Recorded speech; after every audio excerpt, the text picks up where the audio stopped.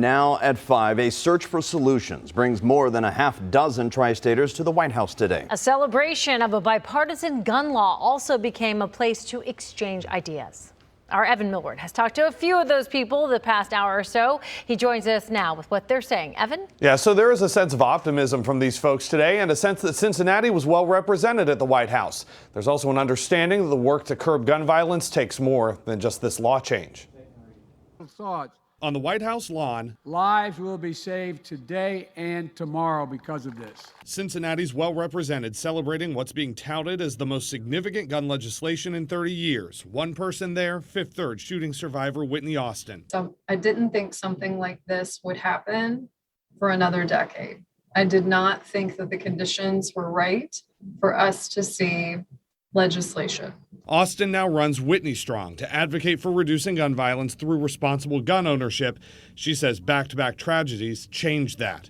The families from Uvalde and Buffalo were with her at the White House. This is a historic first step. Xavier student Ethan Nichols founded Students for Gun legislation. I think that's what acknowledged that there's a lot of work being done in Cincinnati and across the state, and that our organizers here that we're ready for change, and that we're going to be a center for the movement. The bipartisan Safer Communities Act changes the process for someone under 21 to buy a gun. It closes the so-called boyfriend loophole for those charged with domestic violence. It allocates money for states to enact red flag laws, and it includes money for mental health and for schools. Cincinnati Works Phoenix Programs' Mitch Morris was one of dozens of street outreach workers there. Is a start.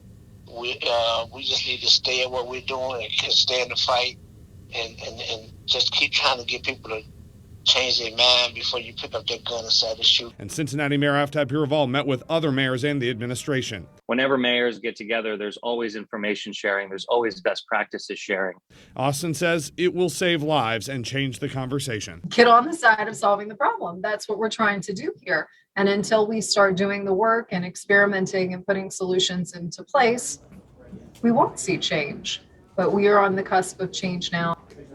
In his remarks today, President Biden called on Congress to go even further than this new law, acknowledging this law's limits in the eyes of some of those activists. Tanya.